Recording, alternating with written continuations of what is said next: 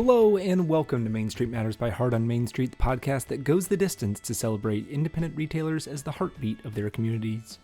I'm your host, Patrick Keiser, and today we're going to be diving into something that has truly become the soul of this podcast, Main Street Mondays. Over the last 2 years, I have traveled to 50 different towns across the country, walking their historic streets, meeting their local business owners, and sharing their incredible stories with you all. What all started as a simple idea of visiting communities to showcase the independent retailers there has turned into an eye-opening journey of resilience, creativity, and community spirit. So today I want to take you behind the scenes of Main Street Mondays, what I've learned, what makes these communities special, and why this project has become so close to my heart. So first, let's rewind things. I first had the idea for Main Street Mondays at Crystal Vilkaitis' Evolve conference in 2023. By the way, tickets for this year's conference are still on sale. It's taking place April 4th and 5th in Denver, Colorado. You can use the link in this episode's description to purchase tickets today. Anyway, one of the big takeaways from that event in 2023 was the importance of putting yourself out there, showing up in your community, and telling real stories. Prior to this, I did not do that with Heart on Main Street. I did not desire to do that with the organization. I wanted to remain in the shadows, raise and disperse money to retailers in need without having to ever really be public facing. But we were 4 months into launching the organization, and at the time that seemed like an incredibly lengthy runway to give myself, and things were not taking off the way that I believed that they would. I expected immediate recognition of our purpose, which wasn't really even established yet, and immediate support from the wholesale industry and independent retailers alike. So in my mind, something had to change, and this conference gave me the inspiration for it. What a better way to do this than by hitting the road and meeting with independent retailers face to face. At first, I wasn't really sure if this would resonate. I wanted to do lives on Instagram from each town, walk the main street, show off cute stores, take pictures, tag the stores in our stories. I was optimistic about the concept, but held my fair share of skepticism as well. Would people even care about these small towns? This was essentially the first feedback that I ever received about the organization before it formed, and it's always lived in my head like a worm and feeding my self-doubt. Would they tune in to care and hear about these places or follow along in the stories? What if I did lives and no one showed up to watch? What if the store owners didn't let me take pictures or videos within their store? What if they didn't care about my organization or see its need? There were a lot of doubts and fears surrounding my first few trips. Thankfully for me, my wife was on maternity leave at this time, and she and Little Miss Main Street could come along and see a couple towns. I honestly think this made the introduction of the organization and my ask to these stores much easier, especially as I was perfecting my pitch to the retailers. Everyone loves a little baby, right? It only took a few towns to know that we were really onto something special. The passion of these business owners, the dedication that they have to their communities, and the unique challenges that they face all deserve to be highlighted. They were open to talking to me about their business as long as they weren't too busy with customers. They were open to learning about Heart on Main Street and what we were trying to accomplish as an organization. Sometimes I had a lot of people on my lives, and other times I had no one, and I learned that was okay. I either got to speak directly to people, some I knew and others I didn't, or I just pretended to do so. I found out that people were interested in the independent retailers of small towns that weren't even their own town. That first comment that someone made to me was not true. People tuned in to watch me explore a main street, to show off the town architecture, the historic buildings, the signage from a bygone era. Maybe others tuned in to see if I was going to finally get hit by a car while jaywalking, but hey, views are views. It wasn't long before something remarkable happened. I began to get invited places. Members of a town's business community said that we loved what you're doing. Come feature our town. We're really special too. And I've tried to visit as many of those as possible that I've been invited to. I am restricted by some travel, so I've not been able to get to every place that has invited me, but I have it as my plan still because I found that every town is special.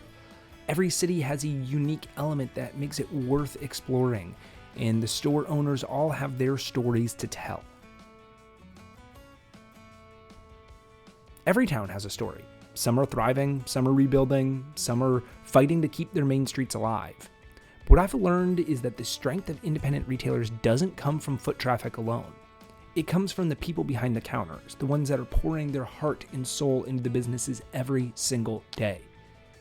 When I started my Main Street Matters journey, it was designed to be more promotional and garner awareness of Heart on Main Street.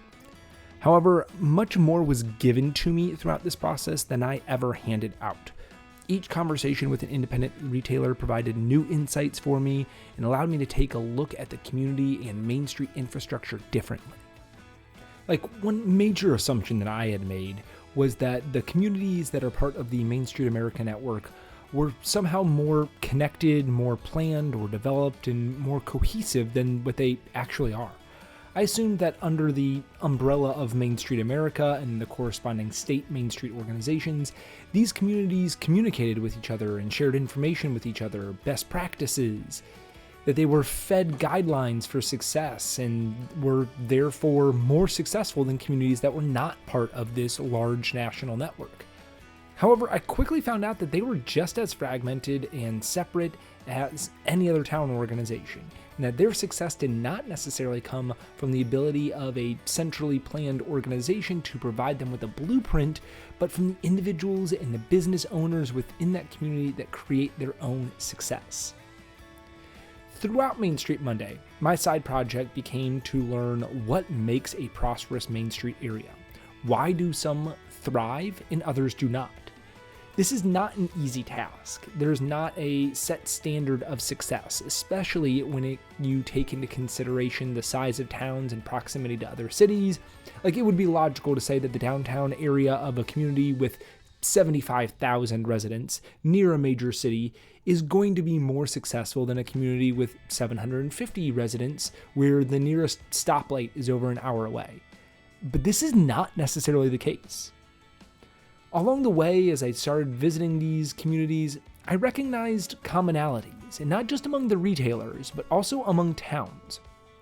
These shared experiences and commonalities create a profound sense of community and belonging, strengthening and encouraging locally owned businesses.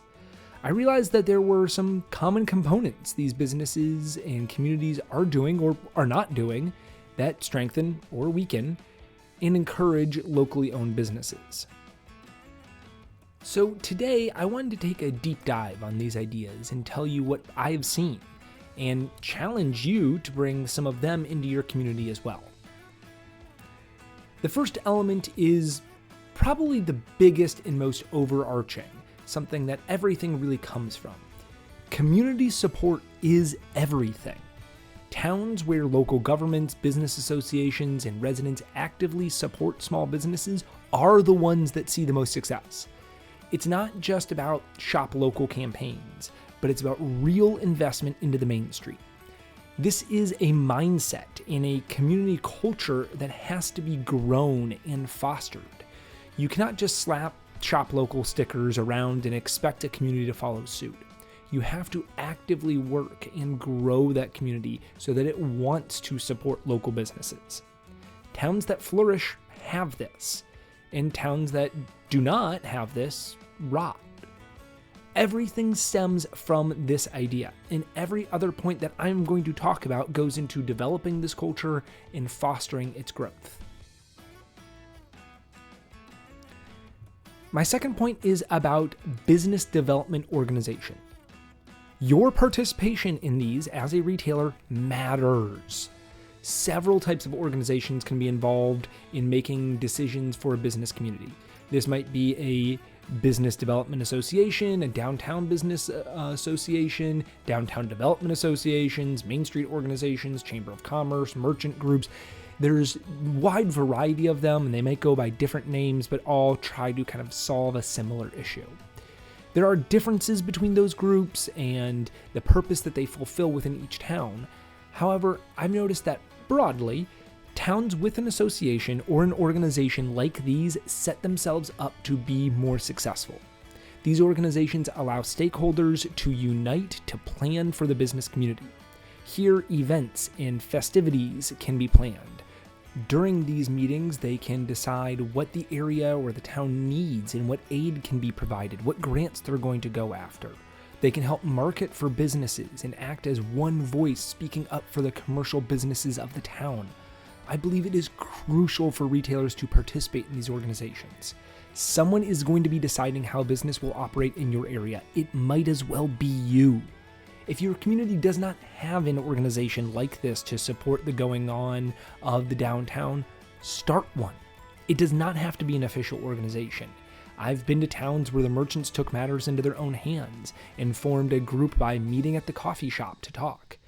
If you start getting together with your other local business owners, you'll be surprised at what you can develop and how you can support each other. Which then goes into my next point. Try to foster collaboration amongst businesses. It pains me when I encounter communities where the retailers do not have good relationships with each other and view their neighboring businesses as their competitors, not their collaborators. I understand this from a certain perspective. If a shopper has a limited budget, you'd prefer them to spend it in your store rather than someone else's in the area. However, if there are more successful businesses in an area, more people will come to that area to shop. A successful neighbor can help your store too, and the ability to collaborate with businesses help the entire area. If you collaborate, you can cross-promote businesses, you can plan events together, you can recommend other businesses for things that you don't have. All of these things are great ways to grow the business within your community. And if you work together, you allow yourself to help each other grow. In one town I visited, retailers went so far as to wholesale from one of their other product-based business retailers. While visiting, I noticed that almost every store had its own signature fragrance. I've talked about this before, but it's such a great example. The signature fragrance, when you smelled it when you walked into the stores, and it was sold at the cash register. After several instances of this, seeing this and going as every store that I go into, I asked where everyone was sourcing their own signature scents from. And it turns out they worked with the candle making store down the street. The candle maker had the formula for their scent and would make their candles to order whenever the retailer requested. From the retailer's perspective, they received a unique and customized product and know that they have it exclusively in their store. The candle maker receives consistent customer base for their store and allows them to focus on in-store events, classes, parties, and other things for the community. So I challenge you to think about different ways that you can collaborate with other stores in your retail community. If you're holding an in-store event, is it possible to involve another store so you can cross-promote and reach more customers? Is there a product-based business within your community that you can partner with in a unique way? The more you collaborate with your neighbors, the more successful businesses that are in the area, the more success you all are going to see. My third point is about events and festivals. Events and festivals are the biggest thing that help drive people to a downtown community and shoppers into stores. Well-done events can bring tens of thousands, 100,000 people to an area. Events can come in all shapes and themes, from whole town festivals that shut down the streets and bring in bands and food vendors to events that bring people directly into the stores. Whole town festivals usually center around holiday seasons, but they can also be unique ones that are themed around something special for that town and what it's known for. These can become traditions within the area and grow over time. An event that can draw thousands of people to an area helps bring more interaction to the retail community. People who may have never interacted with the store or the community otherwise are now there. Towns can also hold events and ask people to interact with the retailers. These events might include doing something in the window displays, such as a live mannequin event or scavenger hunt, display contests, or having local artists decorate the windows. You can have community members vote on which ones they like best or which ones are most creatively done, and if they vote by store name, they're more likely to remember that store. Events don't have to have an appeal outside of the community. If they are held consistently, they become something that the residents look forward to. Many communities host a First Friday event on the first Friday of every month to bring people into the downtown district. These can be themed differently every month based on what's going on that time of year, and can even be specialized to appeal to niches within the community. I have seen some towns do weekly events on a Thursday night during the summer to encourage the community to gather downtown to eat, drink, and if the stores stay open late, to shop there too. The key is consistency in these events. They quickly become the thing to do within the town, and people look forward to participating in them with their friends and families. Events can be a great opportunity to utilize green spaces within an area and gathering spots. With a little work, a park can become a small outdoor concert venue. Add in some outdoor games and you have a family-friendly outing that brings the community together, spotlights a local musician, and allows the community to make fond memories in this space. Other event ideas bring shoppers directly into the store. This might be an event where each participating retailer has a different variety of the same thing. Think different flavors of hot chocolate or mac and cheese at each store. And people go from shop to try the different varieties. They might get a punch card, and if they visit each store, they're entered to win a prize. You can also have a voting component here that allows the retailer to brag about their win throughout the following year. A similar event concept I've seen many towns participate in is a wine walk. This encourages people to get together with their friends and visit their local stores. Think about different types of events that can appeal to your community. The more you can involve the people of your community, the more you will encourage them to interact with the downtown businesses. Of course, these events only work if the retail community commits to working together and collaborating and being consistent about it. The fourth element that I have noticed within towns that are successful is accessibility. Many of the areas that I go to have been historic downtowns, developed and planned over a century ago. However, over time, newer retail districts have become structured around a much more car-oriented lifestyle that developed throughout the United States. This new retail commerce model fits into Americans' lives, but is less conducive to shopping. In general, if you have to drive from one store to another, the shopping experience becomes fragmented and less shopping will occur. Shopping becomes a chore that involves driving, sitting in traffic, finding parking spots, rather than a relaxing experience. If towns can focus on the accessibility of their shopping and their shopping community, they can keep people in the area for longer and spend more money. So what does accessibility include? For one, the area should be safe and walkable. By safety, I don't mean eliminating crime. I mean making pedestrians feel more comfortable walking around. This means having well-maintained walkable sidewalks, stop signs, walk signals at busy intersections. This might also mean extending curbs or eliminating parking spots around an intersection so pedestrians can more easily be seen by cars. If people feel like they can walk around safely, they will spend more time in the area and thus spend more money in the area. Accessibility also includes having places for people to live nearby.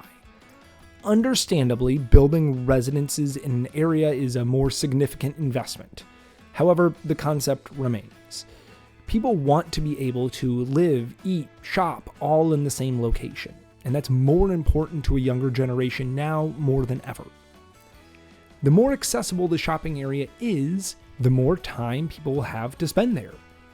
In addition to nearby single-family homes or above-store apartments, many downtown areas have seen the development of condos or apartment buildings adjacent to the Main Street area. The concept of pairing affordable housing with the ability to walk to restaurants and shopping is very appealing to younger generations who want that aspect of community. Accessibility also means having the downtown businesses open 7 days a week. I've talked about this in the past where I go on a Main Street Monday and I get to a town and every place is closed on Monday. In other towns I visited, I've gotten there and found out that businesses are going to be closed 2 or even 3 days a week. In the downtown areas that I've seen the most thriving businesses, I've seen more businesses open all 7 days. If you are open every day, you give your customers daily opportunities to shop with you.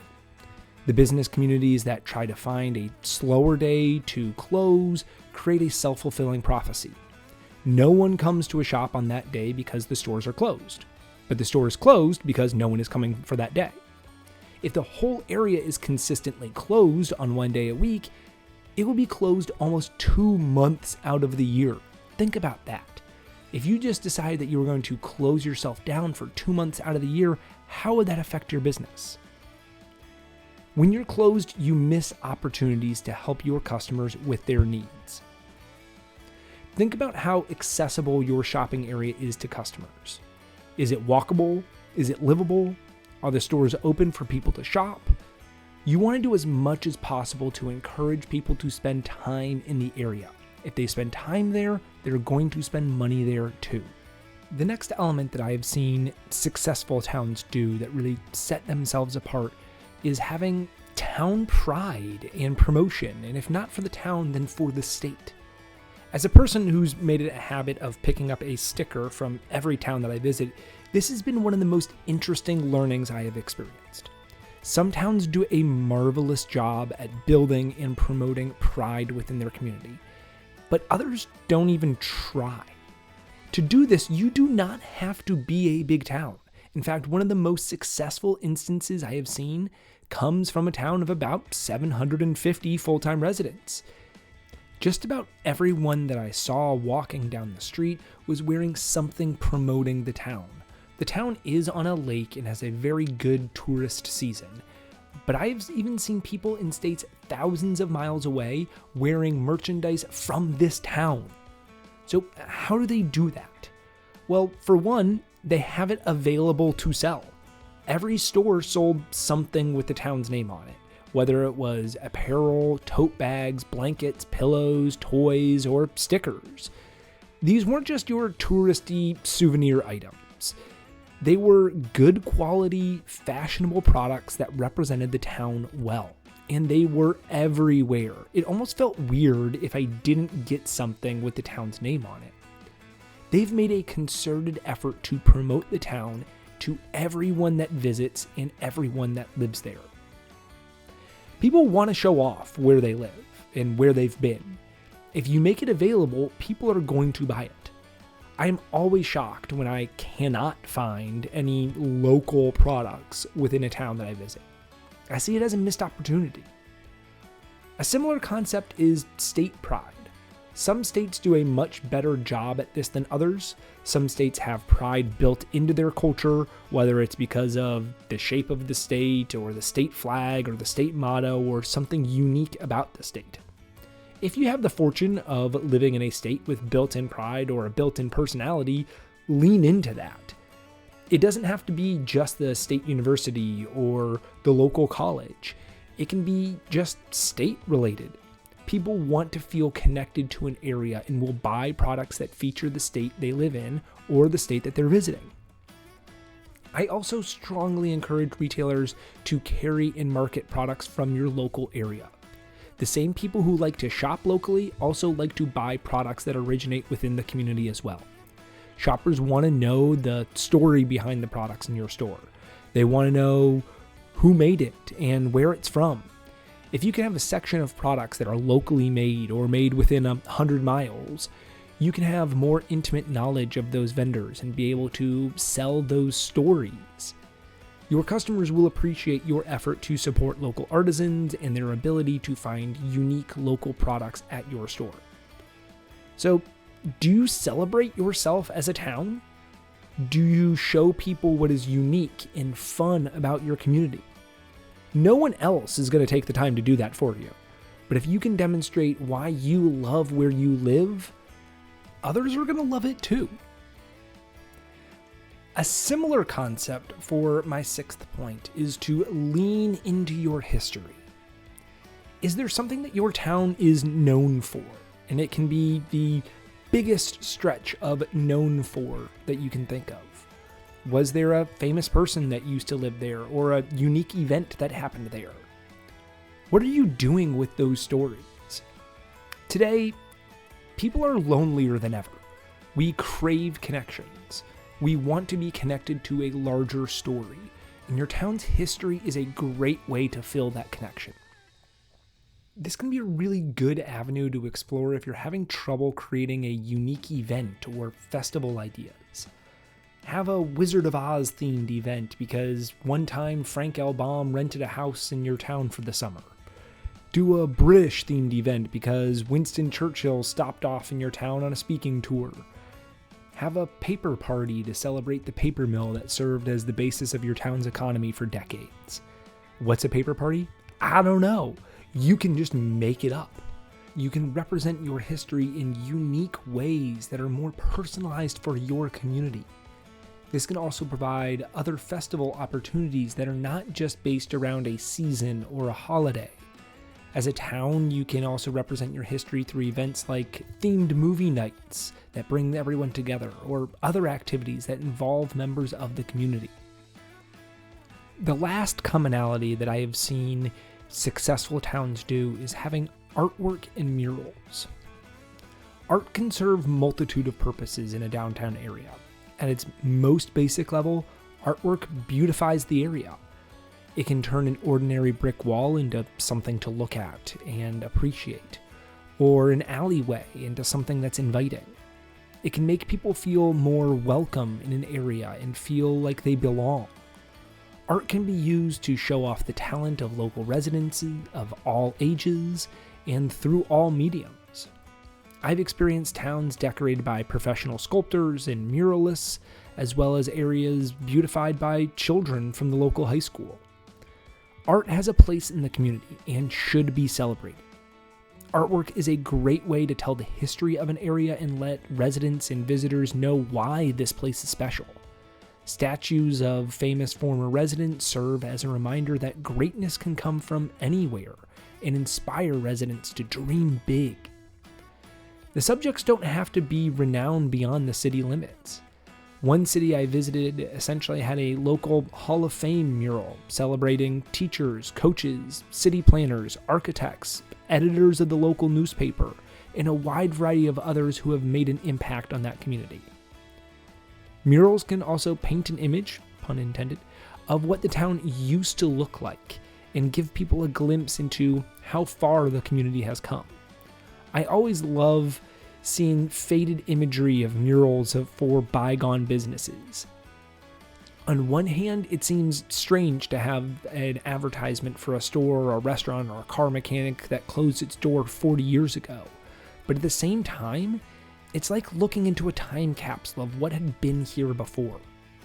You wonder if the family still has roots in the town, if people still remember visiting this store, and what that space is now. When community art is done really well, it can become a featured attraction. People will want to take pictures and post them on social media. It can attract people for the sole purpose of coming to see the artwork around town. I've seen towns develop tourism campaigns around people coming to see an art installation and all of the other things that you can do in town while you're there. In fact, I found out about one town through a social media post about their art installation. When I arrived, there were dozens of people taking pictures around it. Stores and restaurants played off the popularity by featuring mini replicas of the art installation in their windows. The town became united by the symbols of this art. Other areas have found ways to make their artwork interactive. With a scannable QR code or a travel map, scavenger hunts can be made to encourage people to walk the town and see all of the art. The associated website or map then provides more information on the art and the artist for those that are interested in learning more. This scavenger hunt can lead people to areas they might not have encountered otherwise and find more shops this way. This way of interacting with the city also gives people a reason to visit the downtown besides stores and restaurants. Often, part of the battle is just getting people to come to the downtown, and activities can provide a reason for people to do so. One thing I have loved seeing is when communities have themed art pieces throughout their downtown that businesses can participate in by having their own. The art piece might be a fiberglass representation of the city's mascot, or another town symbol that's recognized to the community. And while they're all the same basic object, each store gets to create their own and add their own little flair to it. This allows them to add their unique personality to represent themselves as well as the city. Doing this shows excellent unity in the area and creates a fun, competitive atmosphere amongst each other as to who can have the best looking one, or the silliest one, or the one that represents the town the best. They're usually on display for a limited time and can later be auctioned off for charity or to raise money for a townwide event coming up in the future. Art is important for communities, but it is often overlooked. Many communities I have visited have been devoid of art, making them feel cold and sterile. Art can make your commercial sector feel warm and more welcoming. It can tell people where you've been, what's happening in the space, and who came there before you. Art encourages people to visit and explore the area. Art can unite the business district around common symbols and themes, and art can celebrate the talent of local individuals to give them a place to shine. So when you look around your community, do you see art? Do you see vibrancy?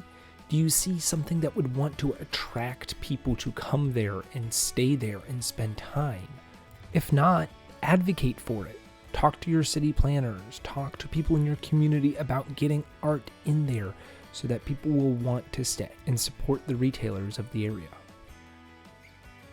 So in summary, as I wrap things up today, to have a successful downtown shopping district, you have to have more than great stores. Great stores help, don't get me wrong, but one great store on its own does not a thriving shopping district make.